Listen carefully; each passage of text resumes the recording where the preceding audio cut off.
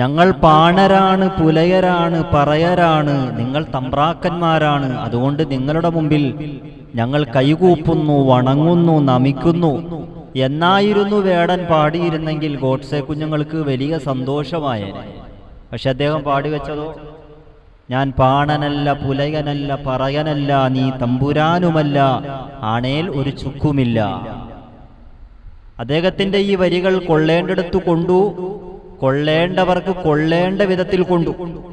അതുകൊണ്ട് തന്നെ അതിനെതിരെ വളരെയധികം വിമർശനങ്ങൾ ഉന്നയിച്ചുകൊണ്ടിരിക്കുകയാണല്ലോ. ഏറ്റവും മുഖ്യമായി ഇന്ന് RSS സംഘപരിവാർ ഇന്ന് ഉന്നയിക്കുന്ന ആക്ഷേപം എന്താ? വേടൻ ജാതീയത തിരിച്ചു കൊണ്ടുവരാൻ നോക്കുന്നുവെന്നാണ്. ആരാ ഇത് പറയുന്നത്? സവർണ ബ്രാഹ്മണ മേധാവിത്വത്തിൽ അധിഷ്ഠിതമായ ബ്രാഹ്മണ ഹൈന്ദവ രാജ്യത്തിന്റെ സംസ്ഥാപനത്തിനു വേണ്ടി പരിശ്രമിക്കുന്നവരാണ്. വേടൻ പഴയ കാലഘട്ടത്തിലെ ഉച്ചനീചത്വമായി ഗണിക്കപ്പെടുന്ന, കണക്കാക്കപ്പെടുന്ന ജാതീയത വീണ്ടും കൊണ്ടുവരാൻ വേണ്ടി ശ്രമിച്ചുകൊണ്ടിരിക്കുന്നുവെന്നാണ്. വാസ്തവത്തിൽ ഈ ജാതീയത ഇവർ പറഞ്ഞു വെക്കുന്നത് ഇവിടെ ഇപ്പം ജാതീയത ഇല്ല എന്നാണ്. വാസ്തവത്തിൽ ഇവിടെ ഇന്നും ജാതീയതയുടെ അംശങ്ങൾ കൊടികുത്തി വാഴുകയല്ലേ.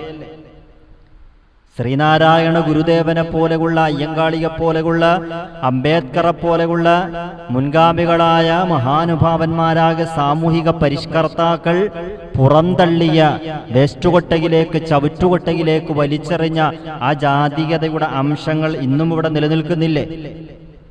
കഴിഞ്ഞ വർഷം മാത്രം ഏകദേശം 5 കൊലപാതകങ്ങളാണ്, 5 ദുരഭിമാന കൊലപാതകങ്ങളാണ് ജാതീയതയുടെ പേരിൽ നമ്മുടെ രാജ്യത്ത് നടന്നത്. മുൻ രാഷ്ട്രപതി രാംനാഥ് കോവിന്ദ് എന്നവർ രാജസ്ഥാനിലെ ഒരു ക്ഷേത്ര സന്ദർശനത്തിന് പോയ ആ സംഭവം നമ്മൾ പത്രമാധ്യമത്തിലൂടെ വായിച്ചിട്ടുണ്ടാകും. അദ്ദേഹത്തിന് ക്ഷേത്രത്തിലേക്ക് പ്രവേശിക്കാനുള്ള പ്രവേശന അനുമതി നിഷേധിക്കപ്പെട്ടു. എന്താ കാരണം? അദ്ദേഹം ഒരു കീഴാളനാണ് എന്നതിൻ്റെ പേരിൽ.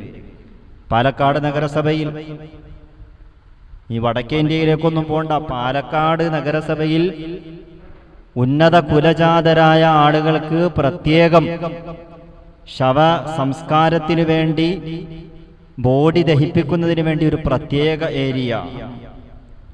ഒരു ദളിത് ജീവനക്കാരി ഉദ്യോഗത്തിൽ നിന്നും രാജിവെച്ച് സ്ഥലം മാറിപ്പോകുന്ന സമയത്ത് സെക്രട്ടേറിയറ്റ് ശുദ്ധികലശം നടത്തിയെന്നാണ്. ഇതൊക്കെ ജാതീയതയുടെ ഭാഗമല്ലേ? വേണ്ട, കല്യാണം തന്നെ ഇന്ന് ജാതിയിൽ അധിഷ്ഠിതമായിട്ടല്ലേ ഇന്ന് നടത്തിക്കൊണ്ടിരിക്കുന്നത്. അപ്പൊ ജാതിയില്ല എന്നൊക്കെ പറഞ്ഞ് ഇന്ന് സംഘപരിവാർ ഇന്ന് വേടൻ എന്ന ഒരർത്ഥത്തിൽ പറഞ്ഞാൽ സവർണ ബ്രാഹ്മണ മേധാവിത്വത്തിൽ അധിഷ്ഠിതമായ ബ്രാഹ്മണ രാജ്യത്തിന് എതിരെ നിൽക്കുന്ന, വളരെ ശക്തമായി അടിച്ചമർത്തപ്പെട്ട ദളിതന്മാർക്കു വേണ്ടി, അവശ വിഭാഗത്തിനു വേണ്ടി പരിശ്രമിച്ചുകൊണ്ടിരിക്കുന്ന, അവർക്ക് വേണ്ടി എല്ലാ നിലക്കും പ്രവർത്തിച്ചുകൊണ്ടിരിക്കുന്ന അദ്ദേഹത്തിന്റെ പാട്ടിലൂടെ അതാണല്ലോ അദ്ദേഹം പറഞ്ഞത്. ഒരു ഇന്റർവ്യൂവിൽ അദ്ദേഹത്തോട് ചോദിക്കുന്നുണ്ട്, രാമൻ അറിയോ? അപ്പൊ അദ്ദേഹം പറഞ്ഞു, എനിക്ക് രാമനെ അറിയില്ല. ജയ് ശ്രീരാം വിളിക്കുന്നത് ഞാൻ കേൾക്കുന്നത് ആളുകളെ തല്ലിക്കൊല്ലുമ്പോഴാണ്. അതും സംഘപരിവാർ വലിയ നിലക്ക് ഇന്ന് വലിയ വിവാദമാക്കി മാറ്റിക്കൊണ്ടിരിക്കുകയാണ്. അദ്ദേഹം പറഞ്ഞത് വലിയൊരു യാഥാർത്ഥ്യമല്ലേ? നമുക്ക് കുറെ ഹൈന്ദവ സഹോദരങ്ങളായ സുഹൃത്തുക്കളുണ്ട്. അവരാരും ആക്രോശിച്ചുകൊണ്ട് ജയ് ശ്രീരാം വിളിക്കുന്നത് നമ്മൾ കേട്ടിട്ടുണ്ടോ? നമ്മളാകെ കേട്ടേക്കുന്നത് എങ്ങനെയാ? ദളിതരെയും മുസ്ലിമീങ്ങളെയും വടക്കേ ഇന്ത്യൻ സംസ്ഥാനങ്ങളിൽ തല്ലിക്കൊല്ലുമ്പോഴല്ലേ ഇങ്ങനെ ആക്രോശിച്ചുകൊണ്ട് ജയ് ശ്രീരാം വിളിക്കുന്നത് വീഡിയോയിലൂടെയൊക്കെ നമ്മൾ കണ്ടിട്ടുള്ളത്.